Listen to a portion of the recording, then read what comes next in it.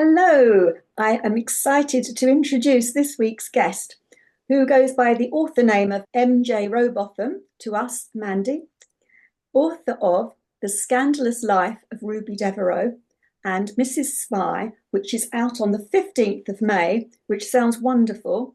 It's an evocative and exhilarating ride through 60s London, and Mandy's holding up a picture of a beautiful cover. It's a very 60s look to it with the burgundy and the Mm. green on it.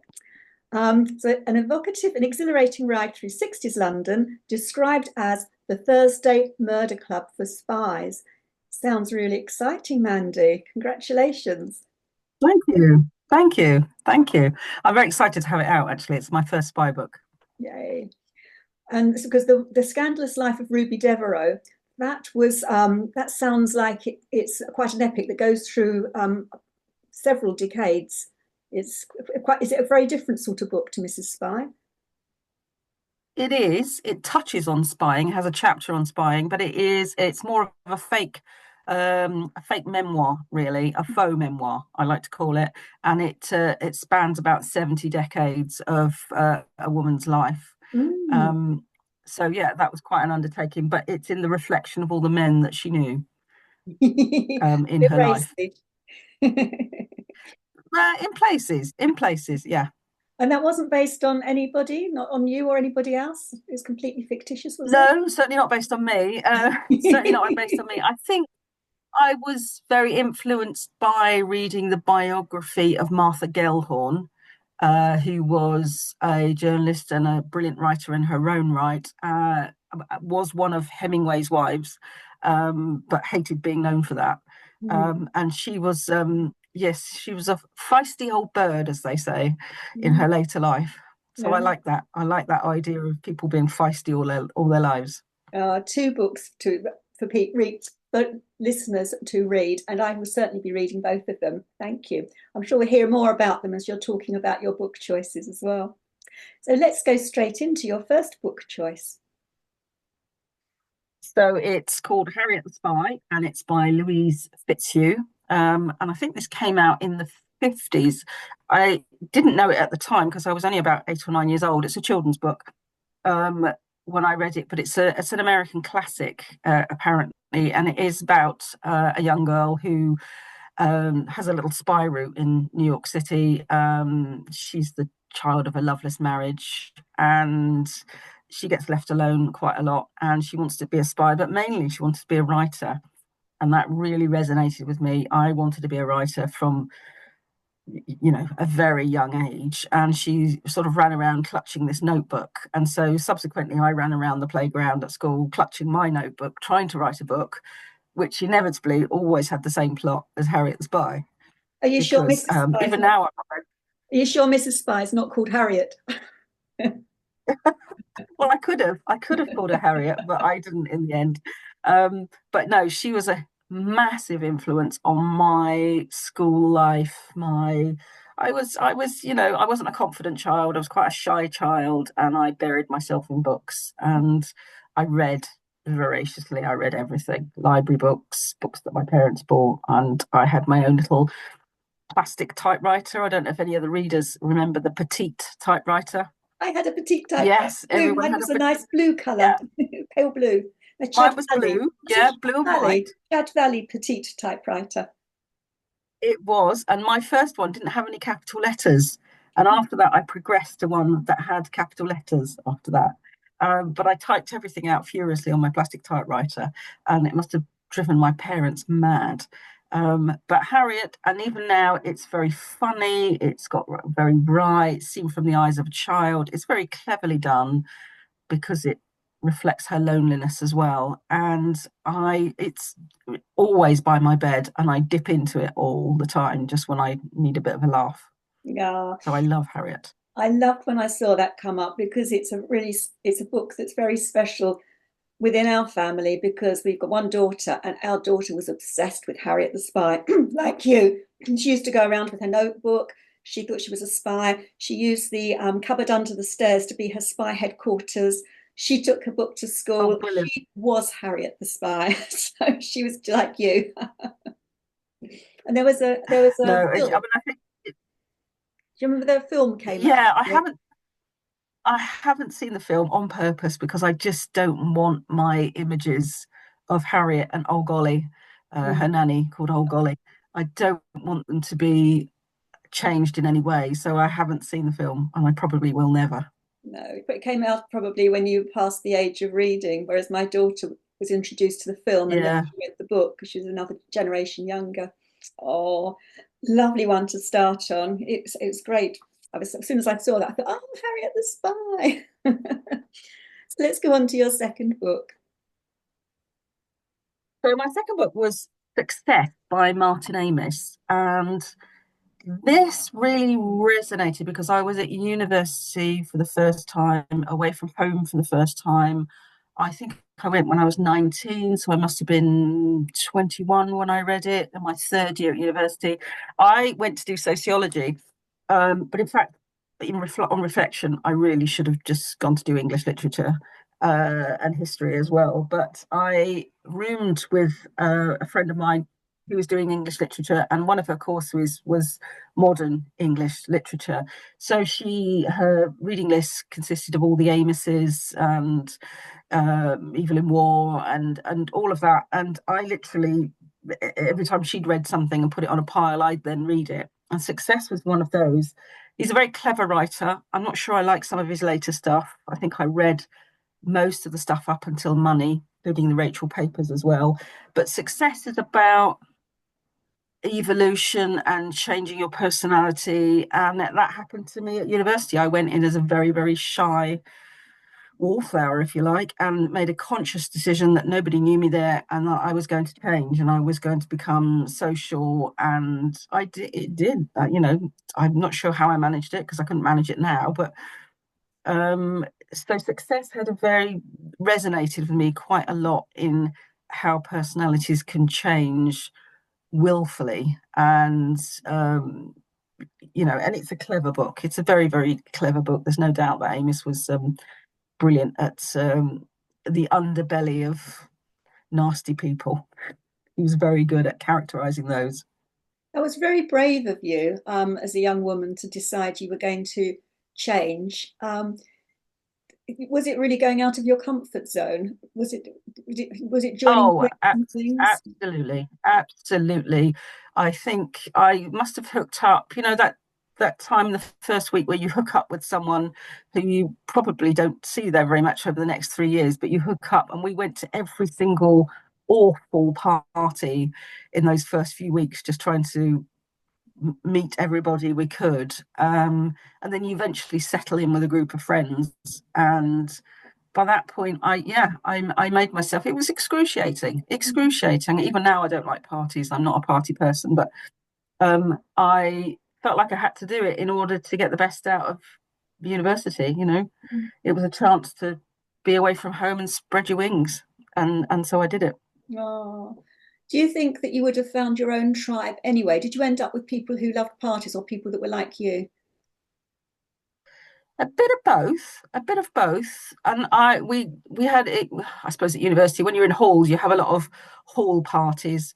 And I fell in with a group of girls, and we were known as the naughty gang. There was quite a few times where we were up in front of the dean, and our naughtiness. Uh, yes, nothing absolutely terrible, but just hijinks, I would call it, hijinks and silly things. Oh, I survived it. I came out the other end at 3 years, but sounds like great fun. I don't know much about Martin Amis's work. I've not been drawn to wanting to read him, but is that the one that you'd recommend if I was reading one of his books, Success? yeah, I think so. Either that or the Rachel papers is the of the earlier works is his most well known. Um, yeah, he's very good at characterization. He tends to go for. He's very good at describing men that are quite unctuous and icky. Hmm. Icky being quite a good descriptive word for that. But yeah, he's quite clever. Like I say, I kind of fell out with love with him Mm. after Money, which I think was a huge success. And I didn't read anything. I just went on to other things, as you Mm. do. Mm. Okay. So your third book, Pride and Prejudice. That's one that's come up a few times. It's a big favourite. Yeah, good one. Oh, of course. I mean, it's the ultimate love story, isn't it? And like so many people, I hadn't read Austen until Colin Firth, Oh, got into the white shirt, and I hadn't, and I because I felt it was out of my reach. I hadn't read many of the classics. I think we'd done a Hardy at school and possibly something else, but I found them quite hard going.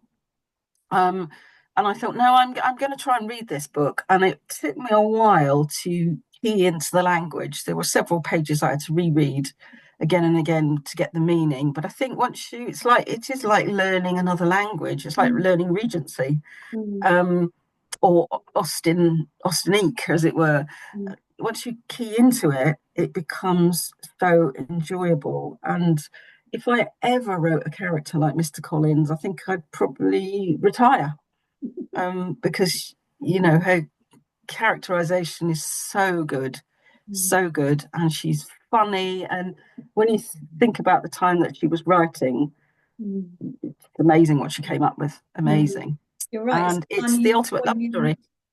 funny, poignant, moving. Mm. And although there's loads of adaptations on drama, TV and film of all of her books, nothing beats reading it, I think. But you're right, you have to get into it. It has No, rhythm because they were writing in a different time and writing fashions change, don't they? And the language. But the lovely thing is you have to kind of read it slowly. And when you sink yourself into the rhythm, it's like sinking yourself into a warm bath. It's just relaxing. it is, and again, it's on my shelf. It's my go-to. I'll pick a passage where either Darcy and Elizabeth are having a fight, or they're getting together, or something like that, just for a comfort read. But also to think that they didn't have any social media. Their entertainment was to spend hours reading. Blissful Either that, days. or they had to take a turn and I wish we yeah, could go back blissful. to losing social media and just reading. It's too much Yeah, noise with all this social media. So, yeah. So I went on after Pride and Prejudice. I went on to read almost all of them. I think almost all of them. I've read now. so you said you studied sociology, not English literature. Um, what did you do when you left university? What were your earlier jobs in your career? So I became a journalist straight away because at university I joined the university paper and started writing little reviews, and then I started writing celebrity interviews, like minor celebrities. I would just write to anyone who would want to meet me, and it would be like a sort of interview. So any celebrity, minor celebrity, anyone, I would travel up to London because I was in Canterbury, so it wasn't far from London, and I lived in London previously. And people like, I think I interviewed Penelope Keith, and Anthony Hopkins and Adam Faith. Wow. Basically, I wrote to a lot of people, and anyone who said yes, I'd go and see them. This is when you were a And so on student. the back of that, Oh, this is as when a I was a student. student. That is incredible. Wow. I know, I know. I don't realise now that I went to the National Theatre to interview Anthony Hopkins while he was in Pravda. Um, and, so a long time ago, we're talking about 1986 or seven, long time ago. Remarkable So, young yeah, woman. the confidence, You were a remarkable young well, the woman. confidence of the young. Yes. No, I it's think it's the confidence of the young, isn't it? incredible. Well, you set your Um, sights high. You didn't hold yourself back and say, they're too important to meet with me. You totally thought, no, I can do this. It's incredible. Yeah, well, when I look back at it now, again, the hindsight of youth, you think, how did I have the gall to do that? But you do, because you don't care when you're young. You just don't care. Um, and so I got a job on a local paper in North London, and then we promptly went on strike about 2 weeks later, and Mhm. we were on strike for about 6 months. And I think I learned more about journalism in that 6 months than I did at any other point. Um, and then I was a freelance journalist for a while on magazines, Mhm. and then I moved up to Gloucestershire after that. Uh-huh. You went to Kent University for your degree, which is, I went to the same I university, did. my master's. It's a lovely university. Ah, And we did you It get is. I really loved it. yeah, and then we get awarded our degrees in the beautiful cathedral. What's it called? I should know. It's a big cathedral in Canterbury, Canterbury Yeah, Cathedral. Yes, that's the one. it, It's amazing. it's brilliant, isn't it? It's brilliant. Yeah. So we all went to a graduation. Everyone, all wearing your hat and your cloak through the cloisters. It was wonderful. Yeah, Wonderful. beautiful place. A lovely place to live as a student as well. Mm. It was really good for a Londoner. I was very happy there being out of London for a while. So on to your fourth book. So my fourth book is A Spy Among Friends by Ben McIntyre. Um, I'm a massive fan of Ben McIntyre. He's an ex Funny Times journalist. He writes non-fiction, and but he writes non-fiction like it's fiction. Mm. And his research is second to none. Because of his reputation, he gets first or good dibs at all the good archives and things like the SAS diaries. But he's an extremely good researcher, um, and there's always a sense of humour that comes through his books as well. And I've seen him speak at festivals. He's very funny, very self-deprecating, but he's an excellent. So all of the books that I've read, probably at least six or seven now, I mean, you're in there. I'm not a huge non-fiction reader for pleasure, but anything of his, I'll buy in hardback the minute it comes out. And The Spy Among Friends, it's got everything for me. It's all about the Philby defection and Guy Burgess, Don McLean, all the Cambridge Five, basically. And it's the history behind that and the betrayal of friends. It's just got everything. It's got intrigue. It's set in the 60s. It's post Profumo. It's brilliant. I love it to bits. And that really set me off on the spy Mm. trajectory for trying to write my first spy book. Yeah, I haven't read the book, but I have seen the dramatization. I'm not sure. Is it Netflix? One of them it was on. It was a series, I think. I think it was ITV to begin with. It might be on the others, but yeah, Mm, it's excellent. And what he normally does is he does a documentary. Ben McIntyre himself presents a documentary alongside the dramatization, and he presents the basically the book in TV form. mm, And he's always really, really good at that. And yeah, I love him. I can't wait to see what he's coming out next. He's just recently done the Iranian siege of 1980, which I remember mm, very well. mm, mm. Um, so I can't wait to see what he's going to turn his focus on next. Yeah, yeah, it's a good recommendation.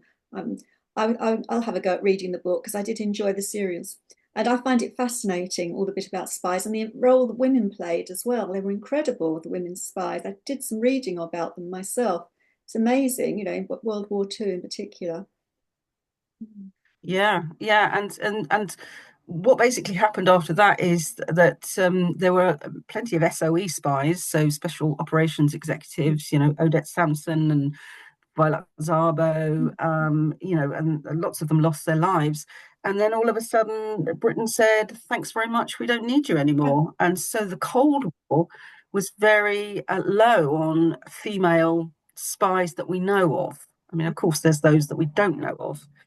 Mm, So, which is where I got the idea for Mrs. Spy, basically, is, um, why not a housewife and a widow or somebody who's the age of a housewife, a middle-aged woman? Why can't she be a spy? She's mm, invisible to mm, the rest of the world. mm, And that makes you a good spy if you're invisible. So that was my inspiration really for Mrs. Spy, was this sort of absence in the 60s Cold War of women that were doing this job. yeah, yeah. I'm looking forward to reading that. Sounds wonderful. Good. Okay, so let's go on to your fifth book. Another spy book, because basically that's quite a lot of what I read at the moment is spy books. This is Slow Horses by Mick Herron. It's the first of the Slow Horses, Slough House series, and I was introduced to these by uh, a, a Waterstones in Crouch End, and I walked in one day and I was looking for a new book to read, and it was on their plinth and it said bookshop recommendation. It was the, and I really like that. I like it when booksellers, independents especially, come up with something like they've read it, they're just saying this is a great book, and so I picked it up, and that was it for me. I was absolutely sold. So this was a good 3 or 4 years before the TV series came out, and I and some friends were following them the whole time. I'm on the very last one, and I can't wait for the new one to come out. So I think it's September. Mm. For me, it has humour. He's just so good at characters. Mick Herron is not afraid to kill off a really key character, and you think, "Oh no, where have they gone? Are they really dead?" And they are, and but he then comes up with another great character, and so you don't feel as if you've been shortchanged. You don't feel bereft because you're on to another. He is really unafraid of killing off his darlings, Mm. and I can't do that myself, but I really admire it in other writers. And amazing So they are, characterization. As amazing oh, yeah, characterization that we fall in love with those characters. Well, they believe them totally, don't we? yeah, It's well written. absolutely. And he's famously quoted as saying that he's never, to his knowledge, ever met a spy. It Mm. all comes out of his reading and his imagination, and there's not a great deal of high tech involved, which I really like. I'm definitely not a techie, I, which is why I write about the 60s, where there's very little tech. My spy Maggie, she runs into phone boxes. That's about as yeah, techie as she gets. brilliant. So, I had the privilege and pleasure of meeting Mick Herron and having dining with him because he was a guest at the Frinton Literary Festival. And as a committee member, I'm allowed to entertain the guests as a host. And he was lovely, fascinating. One of the things he said was Slough House, where they all meet, where their headquarters are. As he was going to work somewhere, he kept going past this place that it's based on, and he kept thinking, "Oh, that looks, what's that place used for?" It looked run down, but he saw people coming and going, and he kept seeing this place that he was going by, and that's what inspired him to write the Sow House series. So, and at the I picture, know. I mean, yeah, it was, and he said, and the it's actual thing they show on the TV is the place that he's based it on. Yeah. yeah. I mean, it's sort of very washed up street in not far from the Barbican, and the way he describes it as well in the first and the opening pages of the first book, is somewhere where you think, oh, I just wouldn't want to work there. I really wouldn't want to work there. But he's so good at that kind of description, and Jackson Lamb, Yeah, again, what a character. He is like a modern day Mr. Collins in his disgustingness. yeah, yeah. Lovable but disgusting. Absolutely unctuous, yeah. So, how tell us your journey where you've gone from being a journalist, and it sounds like you're a very successful journalist, as a rewarding career. When and how did you make that first step into becoming published as an author? And was your first book published the Well, first one you'd written or not? um, yes and no. So I had a big interim in 1994. I had a baby, which completely blew me away. My first baby, in several ways, in being a mother, but also I decided I wanted to be a midwife. Oh, Um, it's sort of a so change of I plans.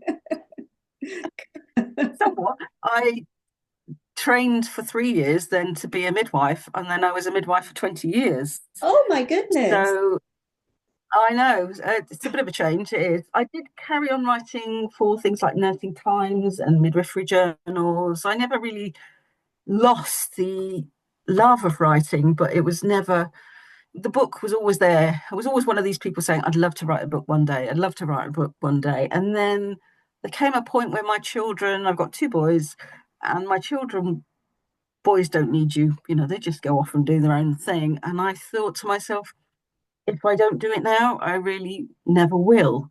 So I joined a couple of courses, creative writing courses, and then I decided that I really needed to do an MA because it would keep me writing. It would make me do it.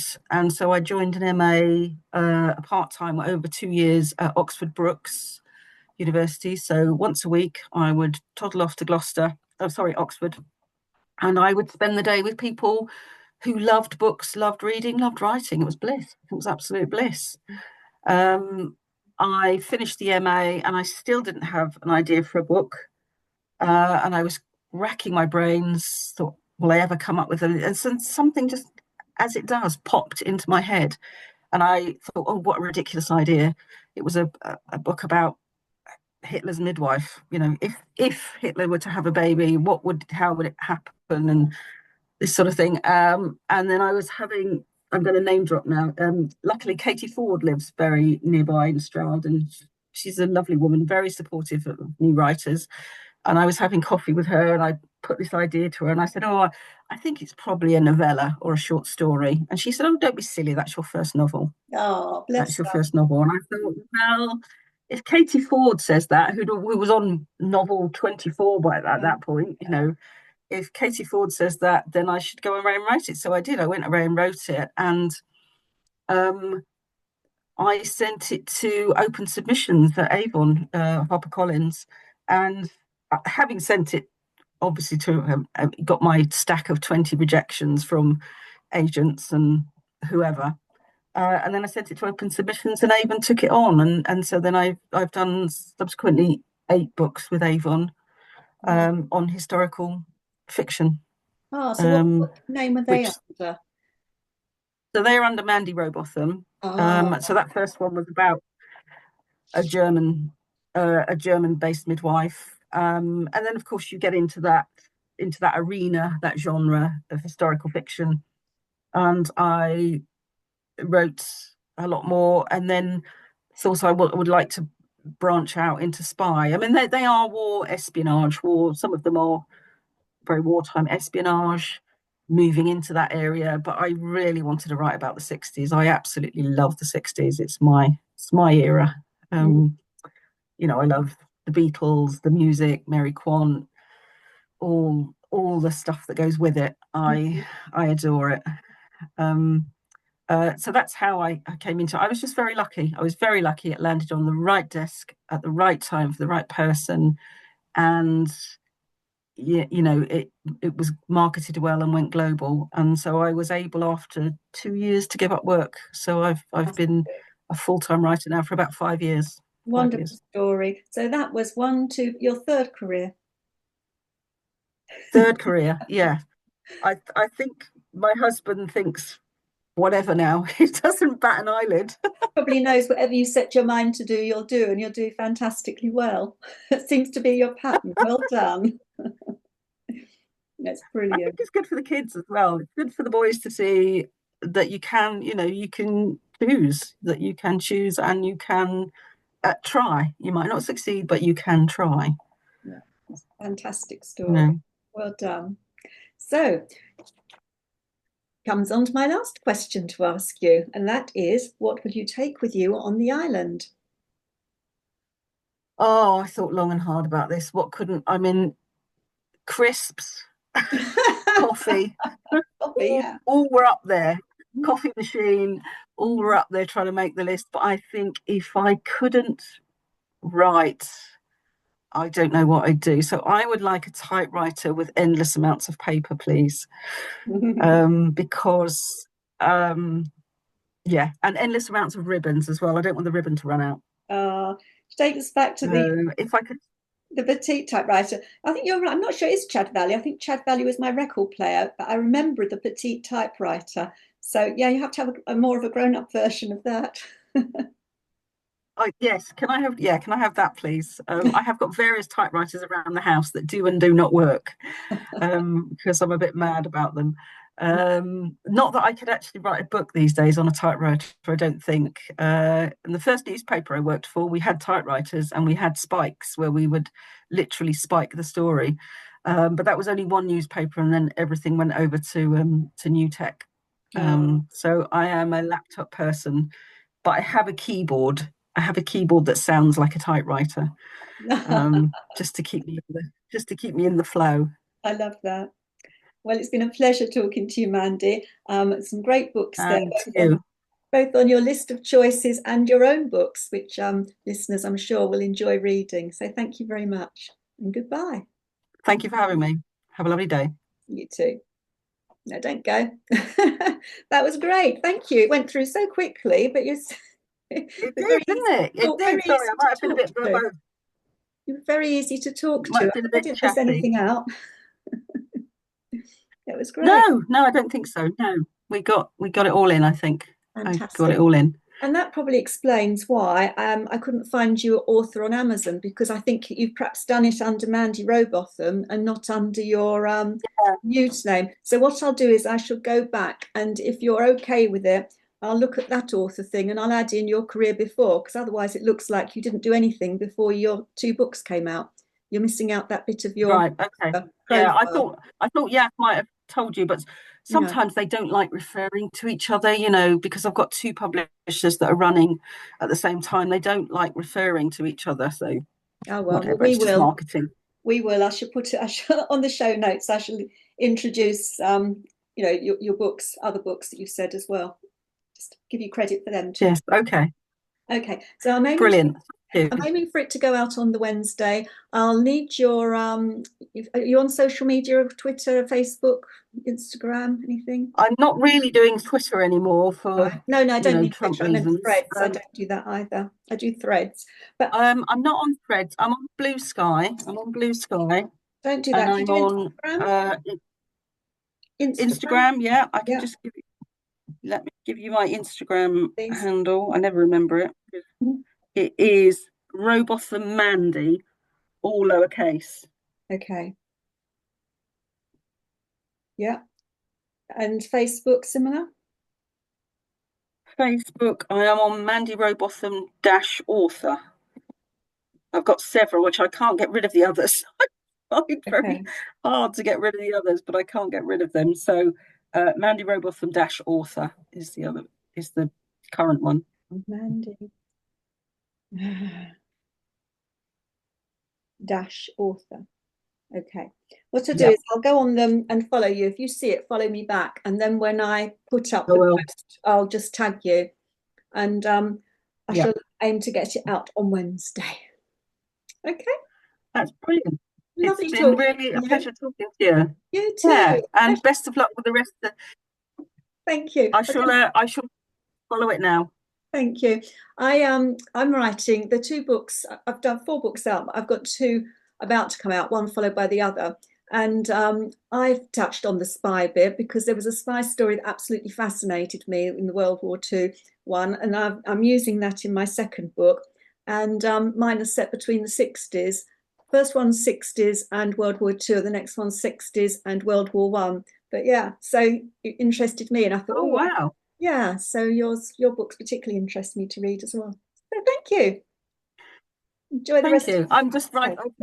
I've just come back from Budapest. I've just been researching this by two, and so I'm going to send her off down over the Iron Curtain Brilliant. for the next book. Fantastic. So Sounds yeah, exciting. hopefully she will ride again, I'm Maggie looking Flynn. forward to reading. I really am. Thanks a lot. Good Okay, luck with it all. Okay. all Nice to right. meet you. You take Bye. care. Bye Bye. bye. Bye Mm. bye. Leave. Okay.